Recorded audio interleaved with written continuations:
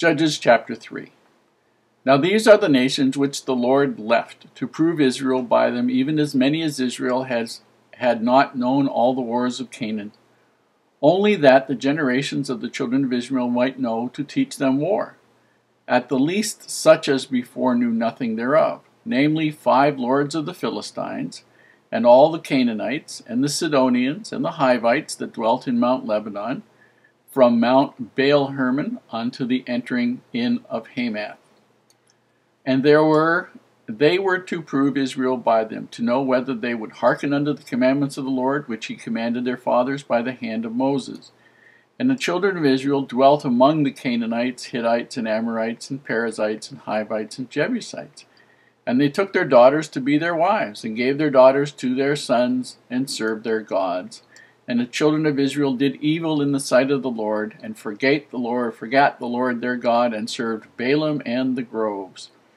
Therefore the anger of the Lord was hot against Israel, and he sold them into the hand of Cush-and-Rishathaim, king of Mesopotamia. And the children of Israel served Cush-and-Rishathaim 8 years. And when the children of Israel cried unto the Lord raised up a deliverer to the children of Israel, who delivered them, even Othniel, the son of Kenaz, Caleb's younger brother. And the Spirit of the Lord came upon him, and he judged Israel, and went out to war. And the Lord delivered Cush-and-Rishathaim, king of Mesopotamia, into his hand, and his hand prevailed against Cush-and-Rishathaim. And the land had rest 40 years, and Othniel, the son of Kenaz, died. And the children of Israel did evil again in the sight of the Lord. And the Lord strengthened Eglon, the king of Moab, against Israel, because they had done evil in the sight of the Lord. And he gathered unto him the children of Ammon and Amalek, and went and smote Israel, and possessed the city of palm trees. So the children of Israel served Eglon, the king of Moab, 18 years. But when the children of Israel cried unto the Lord raised them up a deliverer, Ehud, the son of Gera, a Benjaminite, a man left-handed, and by him the children of Israel sent a present unto Eglon, the king of Moab. But Ehud made him a dagger, which had 2 edges, of a cubit length, and he did gird it under his raiment upon his right thigh. And he brought the present unto Eglon, king of Moab, and Eglon was a very fat man. And when he had made an end to offer the present, he sent away the people that bare the present. But he himself turned again from the quarries that were by Gilgal, and said, I have a secret errand unto thee, O king, who said, Keep silence. And all that stood by him went out from him. And Ehud came unto him, and he was sitting in a summer parlor, which he had for himself alone. And he had said, I have a message from God unto thee. And he rose out of his seat. And Ehud put forth his left hand, and took the dagger from his right thigh, and thrust it into his belly. And the haft also went in after the blade, and the fat closed upon the blade, so that he could not draw the dagger out of his belly, and the dirt came out. And Ehud went forth through the porch, and shut the doors of the parlor upon him, and locked them. When he was gone out, his servants came, and when they saw that, behold, the doors of the parlor were locked, they said, Surely he covereth his feet in his summer chamber. And they tarried till they were ashamed, and behold, he opened not the doors of the parlor. Therefore they took a key, and opened them, and behold, their lord was fallen down dead on the earth. And Ehud escaped while they tarried, and passed beyond the quarries, and escaped unto Seirath. And it came to pass, when he was come, that he blew a trumpet in the mountain of Ephraim, and the children of Israel went down with him from the mount, and he before them. And he said unto them, Follow after me, for the Lord hath delivered your enemies, the Moabites, into your hand. And they went down after him, and took the fords of Jordan toward Moab, and suffered not a man to pass over. And they slew of Moab at that time about 10,000 men, all lusty, and all men of valor, and there escaped not a man. So Moab was subdued that day under the hand of Israel, and the land had rest 80 years. And after him was Shamgar, the son of Anath, who slew of the Philistines 600 men with an ox goad, and he also delivered Israel. Here in chapter 3, we see the problems that the Lord foresaw so many years ago, warned them about, the people don't pay any attention to. They know their fathers have covenanted, but that was their fathers, not them, right?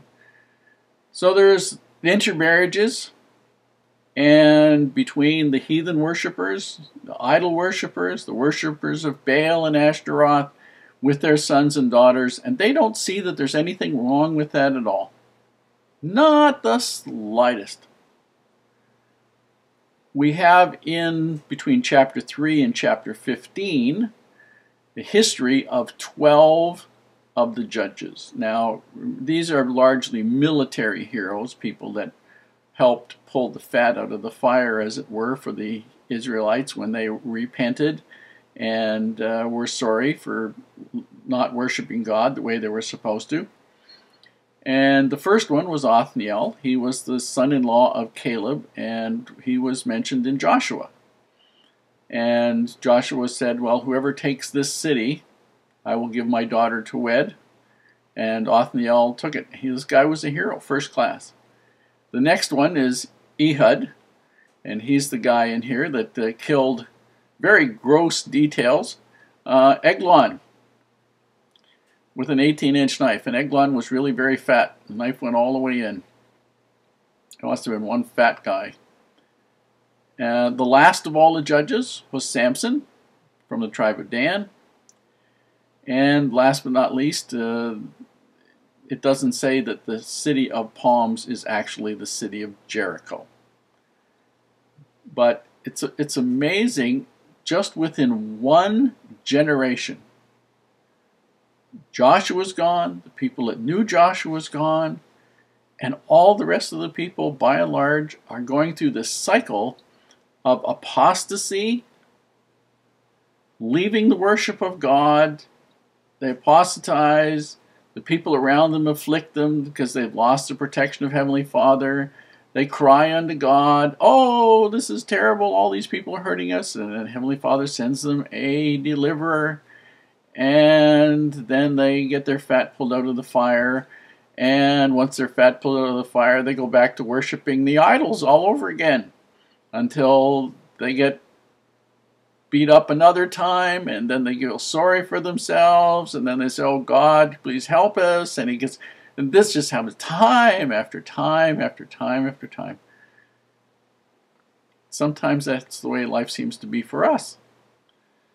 And we can look at them and we can think sometimes, you guys are as dumb as rocks.